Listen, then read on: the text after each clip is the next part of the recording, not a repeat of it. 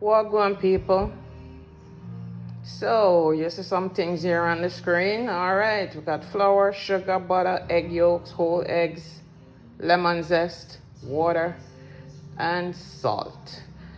We're going to make a fruit tart today. So first we're gonna make the pâte sucrée, which is the dough that goes into the tart pan.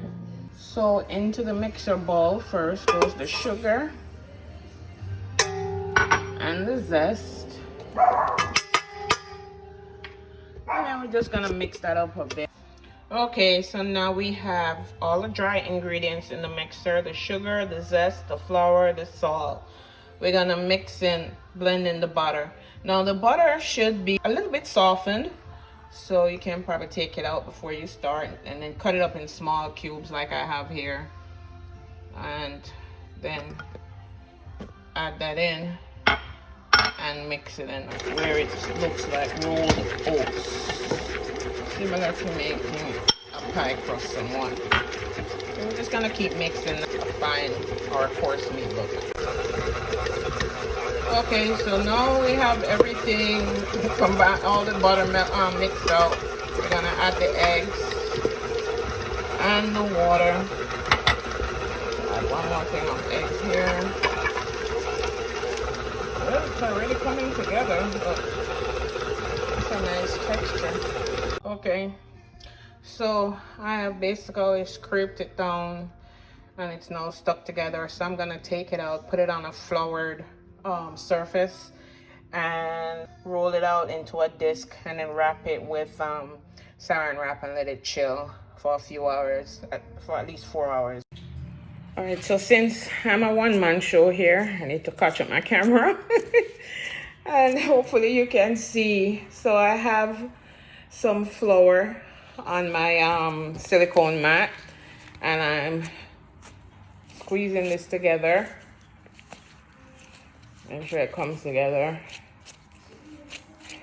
We don't want too much flour because we don't want too much gluten development if we work it too much. So, because remember there's liquid in here and the liquid activates the gluten. So the more we work it, the more gluten activation, and then you end up with tough dough.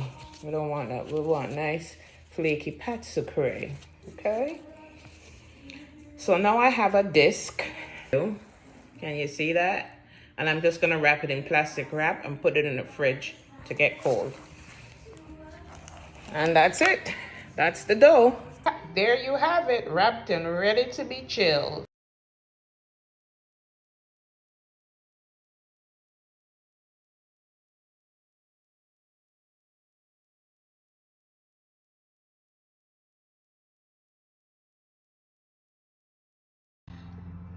So you know when you go to the supermarket and you go to the bakery and you see those nice fruit tarts looking all nice and shiny on the top, and you wonder how the heck do they do that? Get those.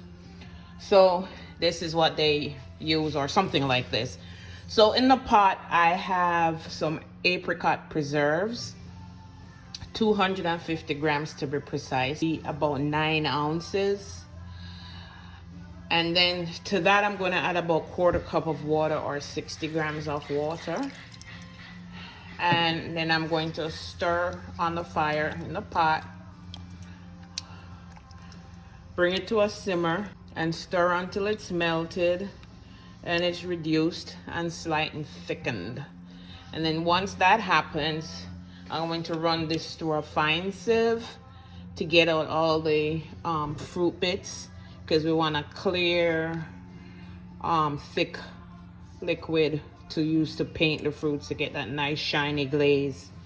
So I'm just gonna keep stirring this until it comes to a boil and I feel like it's getting thick, and then I run it through a sieve. We have a simmer. That was about 10 minutes it took to get to this point. So now we gotta keep stirring and wait for it to thicken up and reduce some more. Feel like I'm making gravy. So it's another 10 minutes later and I think we have something sufficiently thick. Let's stir this up. The other one's not dropping. But anyway, the way to test it, there's two ways. You can either use a candy thermometer, which I have one, and I used it, and well, now it's cold, but I'm gonna put it in.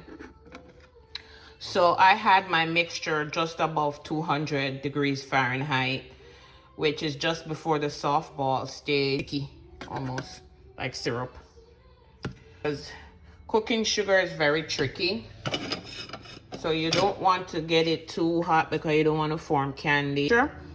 So the way to check it if you don't have a thermometer, you just take a drop, put it on a plate, like so, and then stick it in the fridge for about a minute or two, and then come back, and then you should have something like this. You see that? It's like jelly-like. See, so it's coming together. So that's what we're looking for. So here I'm just pouring it through a fine sieve, just to strain out all the fruit chunks and bits and pieces.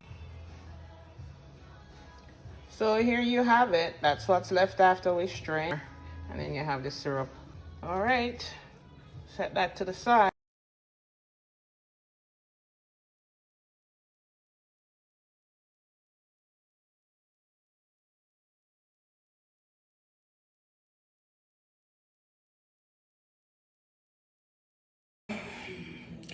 We've done our dough.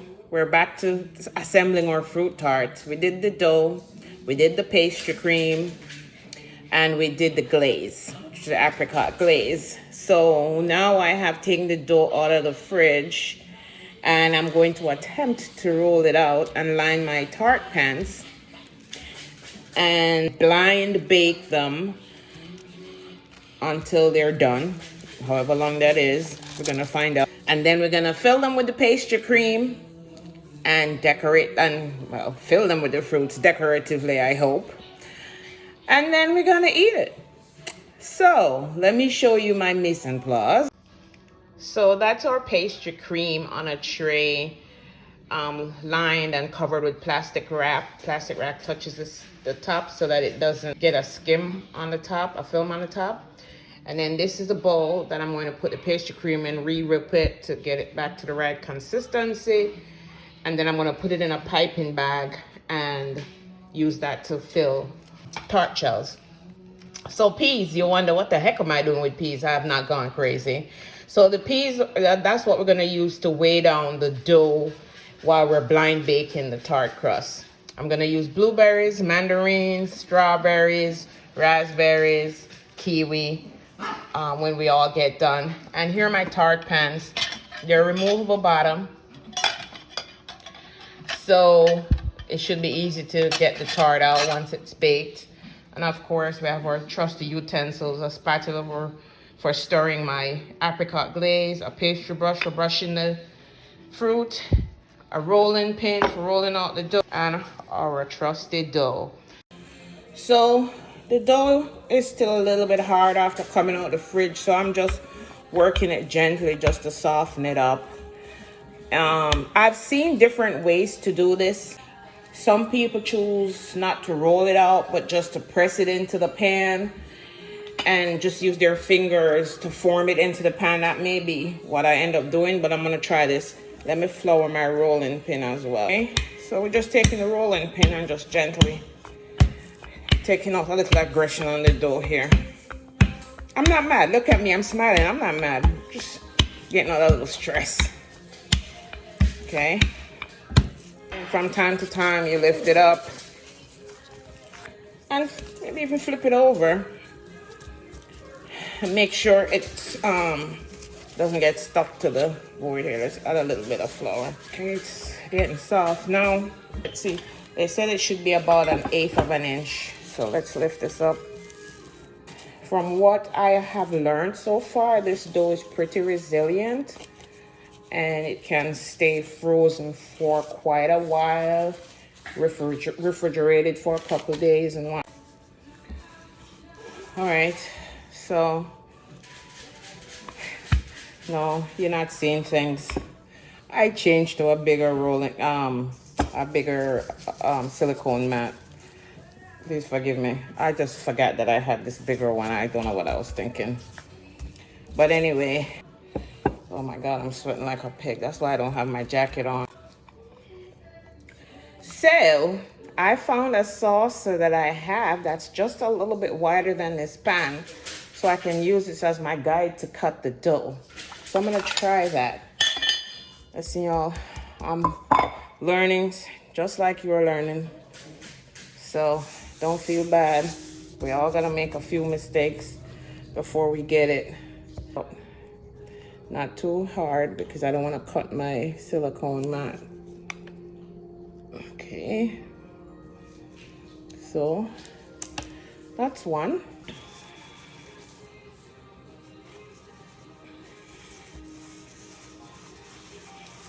So we basically just go around the perimeter and turn it as we go and press it into the sides and into the corner.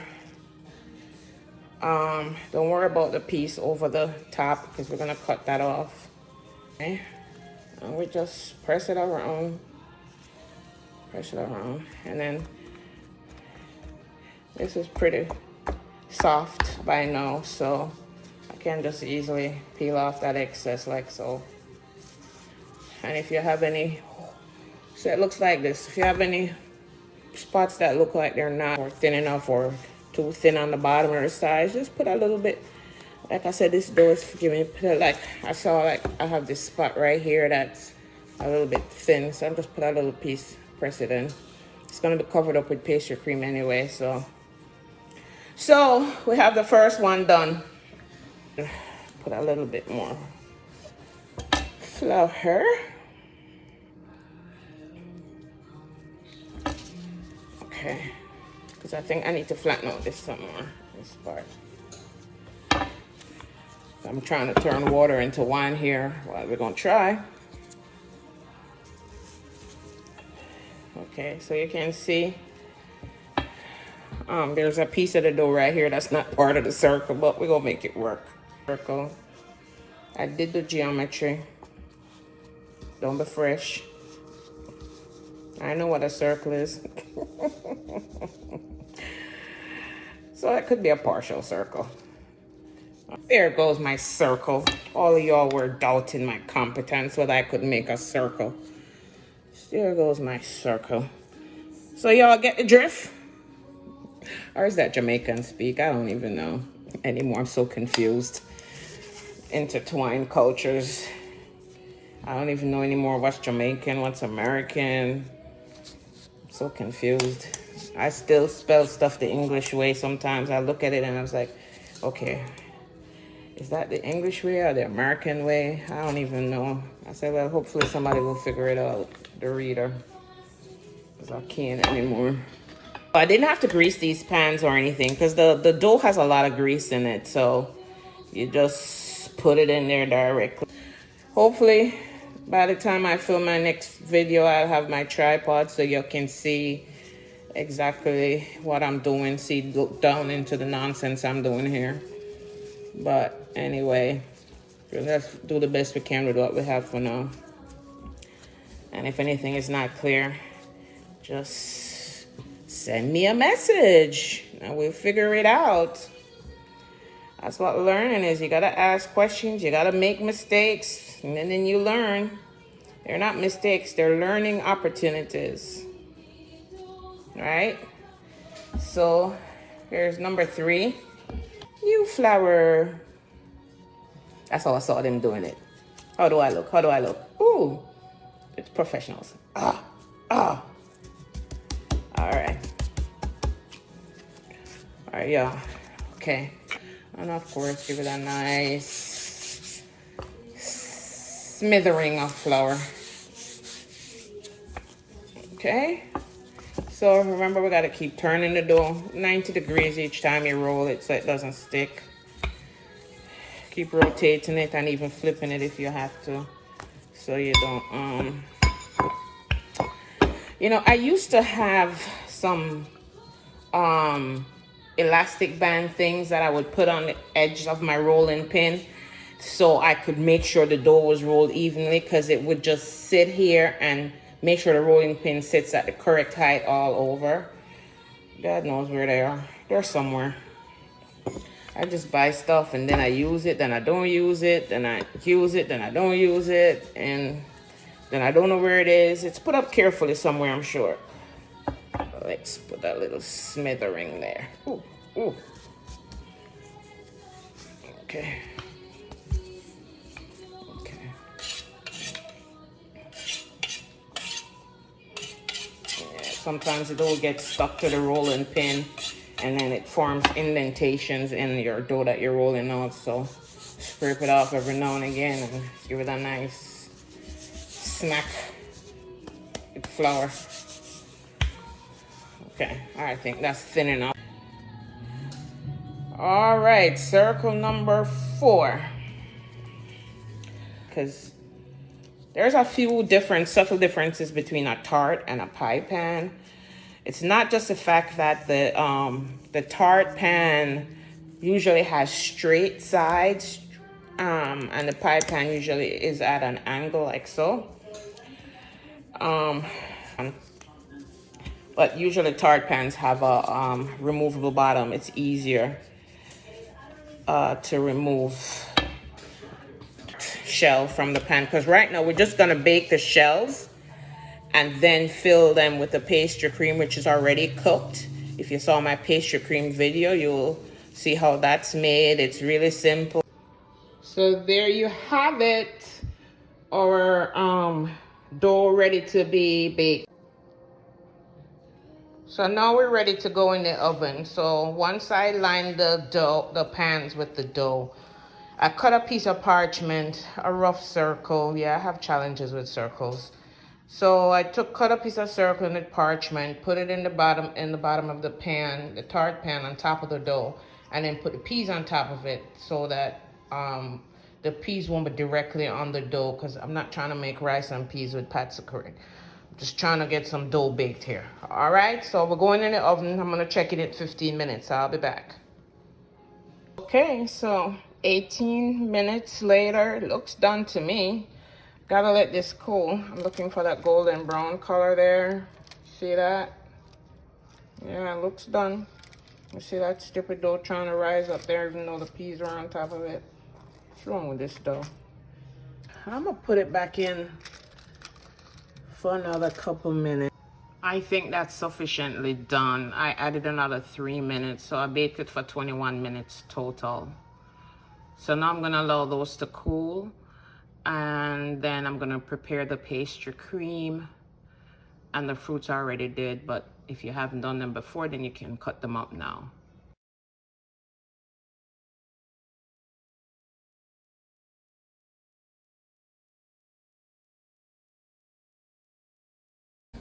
Okay, so I am going to put a coupler in so I can change the tip if I want to. I'm not sure yet, so I'm just giving myself options. If not, if you're just gonna pipe the pastry cream and put the fruits on top, then fine. All you need to do is just cut a hole to pipe the pastry cream through.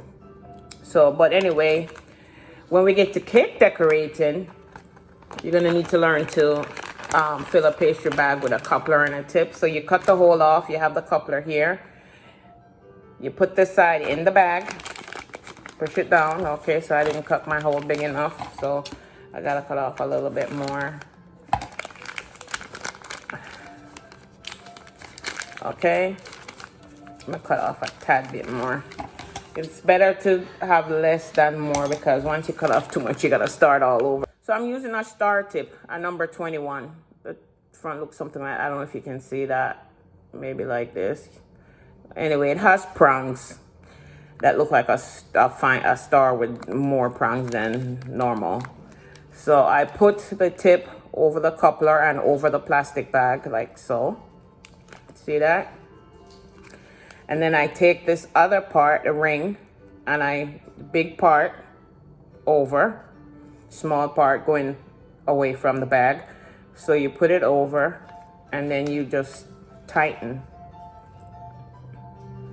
to keep your tip in place. So if I decide I'm tired of this tip, I want to start using a different tip, I just unscrew this. But just imagine or pretend that this is another tip, and this is another kind of tip. You do the same thing. Take this one off, put the other one on over the plastic and the coupler. Take the ring, big side going towards the tip, Put it over and just tighten it. Screw it till it's tight. Okay. And now we have our bag ready for pastry cream. Then I have the pastry cream, which has been coming to room temperature. I have plastic on the tray and I have plastic on top of the pastry cream for 2 reasons. I'm a lazy wife. I don't want to have to wash the tray. So, and I don't want to catch myself licking the pastry cream off it either. So I just take up both parts of the plastic. So you just take it up like so. You turn one end in and you squeeze from the top of the bag down till it comes out the other end of the plastic. So just run your hands down and squeeze. There it is. Coming out the other end of the plastic. So pastry cream doesn't last that long in the fridge, so you can't keep it that long. It doesn't really need much whisking because it never separated. So I'm just doing this to show you. If you had it for a couple days and it separated, then you just whisk it to reconstitute it. So I have a spatula here which I'm going to use to help me. So I'm going to put this spatula in here. So then you take the pastry bag, you turn it over inside out halfway. You put your hand up underneath it and you just kind of use it to cup your hands. See? So you have your thumb on one side and the other fingers on the other side of the bag, and you have them all covered when you turn the bag down. So now you have it open. You're going to put the pastry cream in here and then go up though. So, okay, there. So you take your pastry cream and you just put it in the bag and watch and shake it down like that. See? Can use a smaller spatula or even a spoon if you have one. Okay, so this is a problem now. It's coming out the other end. So turn this up, hold it in this finger. Put that like that so I can just turn up the. And I'm gonna put it back in the fridge. So now that our pastry shells have cooled, I took them out of the baking pan, not the tart shell yet. And I just lined my baking pan with some parchment paper. And then I'm just gonna turn them out. So if it gives you a little bit of trouble to get the bottom off, just put like a sharp knife just underneath gently and lift it up. It comes off really easy.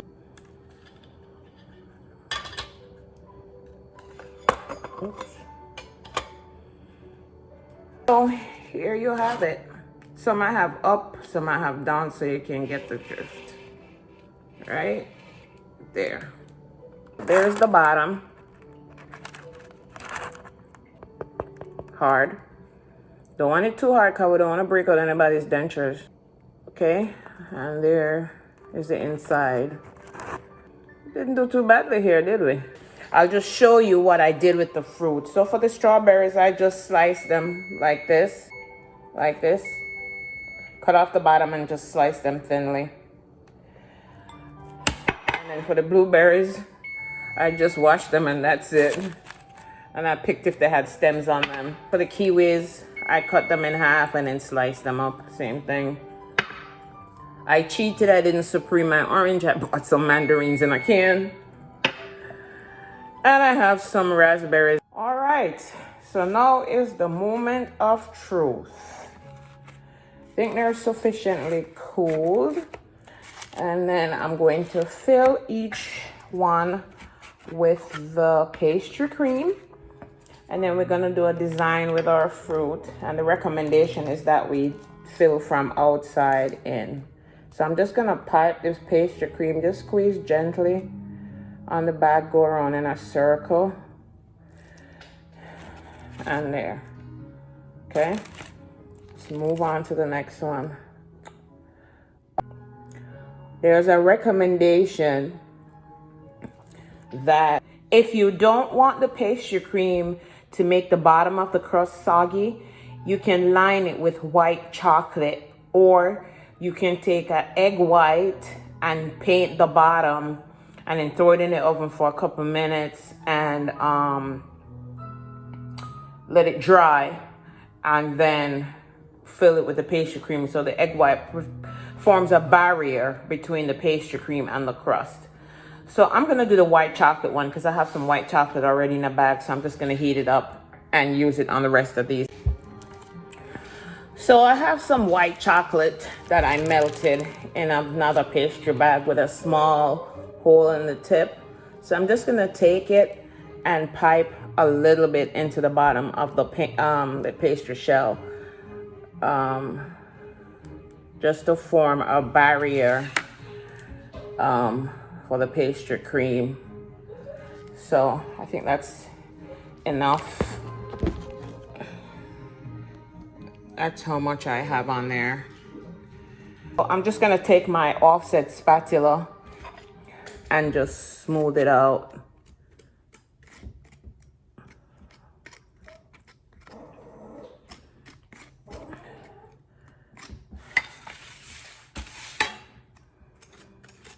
You don't want to put too much because this white chocolate can be very sweet, and you don't want to alter the taste of the pastry cream too much. So I think that's enough there.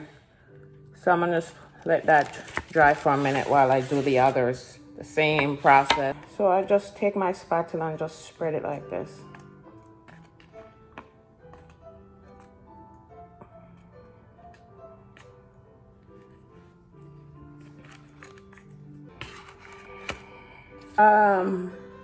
I would say you fill it about 2/3 full, so you have room for the fruit to rest on the sides.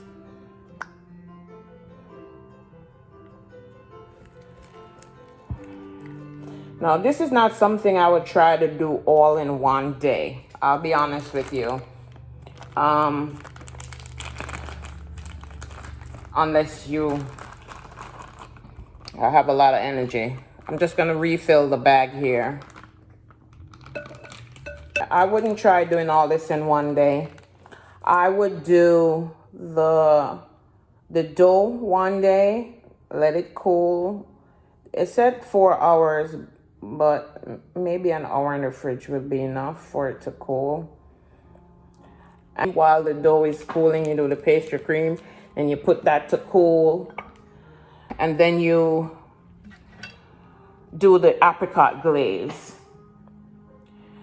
And then perhaps maybe you can even bake the shells after you finish doing the apricot glaze and the pastry cream and the dough is cooled. You probably can bake the pastry shells that day and then leave them to cool overnight, and then you assemble the next day. I find that when I'm even decorating a cake, if I try to do it all in one day, I get so tired I can't even walk, think, sleep. I'm just tired. So I usually bake the cake one day, wrap it in plastic wrap, let it sit in my fridge and chill out. And then I make the icing the other day. And then I put it all together another day. Or maybe the same day as I make the icing, I might put it all together, depending on how complicated it is. But I find that when I break it up like that, it's more manageable. All right, so now we have all the shells filled, okay? So I have my strawberries sliced, and since they're big, I'm gonna start with the strawberries. And I'm just gonna play around with it. So I'm gonna start like this, just lay them around the side with the edges in and see what looks good to go next. I'll show you in a minute directly what I'm doing. You can decorate this however you'd like. I'm sure there are people out there with fine arts degrees that can do this much better than I can.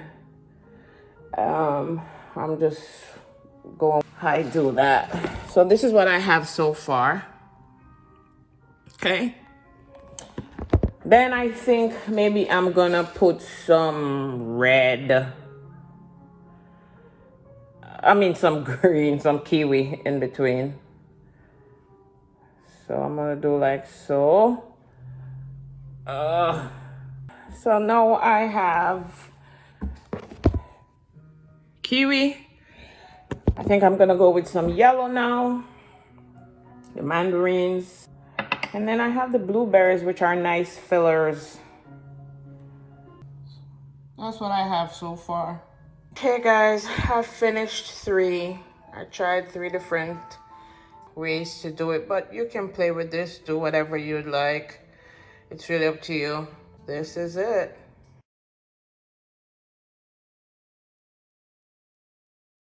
Okay, we have one last step. Now that we've arranged them, we want to get them nice and glossy looking. So we take our apricot glaze, reheat it if you need to get it fluid again, and just brush mini pieces of fruit with a pastry brush, and then we can take them to ShopRite and sell them.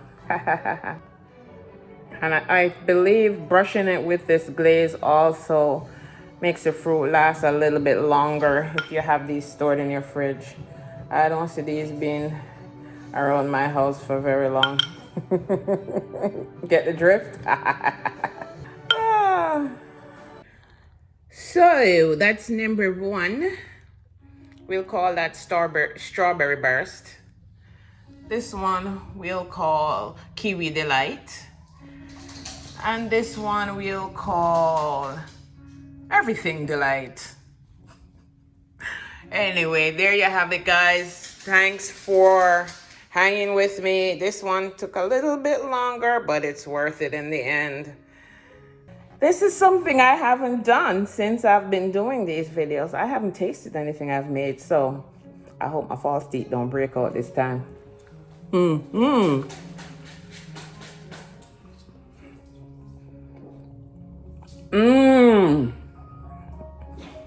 Oh my God.